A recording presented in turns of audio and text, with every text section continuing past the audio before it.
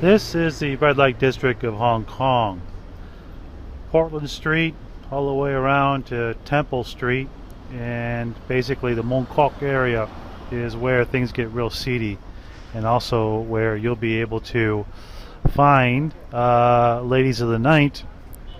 And since it's legal in Hong Kong, it makes it a lot easier for them to conduct their business, and they do so. They do so um, on a rather large scale, but they still do it somewhat discreet. So you have a menu at these places that are not massage parlors, and the menu just tells you exactly what it is, what type of girl it is, from the location she's at, and then gives you a price. Obviously, Russian or Western girls are priced higher, Asian girls are priced lower, and so on. And that is the reality of Hong Kong.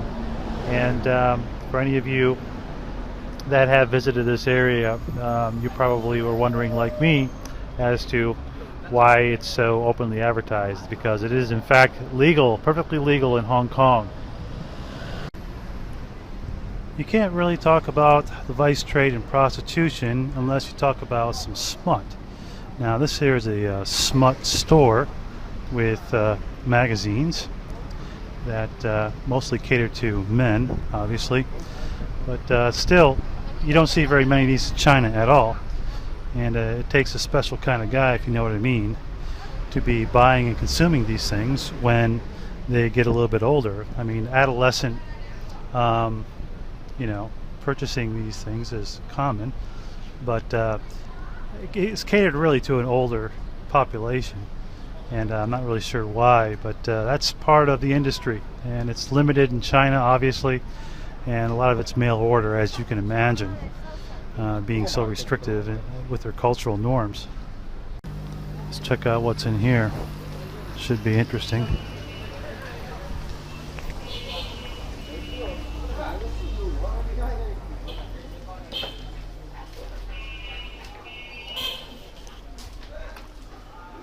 Well, I guess it's pretty much Chinese and Japanese style products here. Obviously, they're not going to have anything from USA, Italy, Germany, or France in a Chinese sex shop. It'll all be Chinese made. Hey, protectionism for trade, even in the sex industry. Interesting.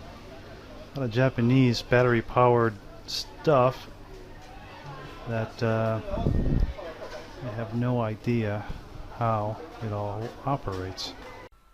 So what's pornographic material like in China?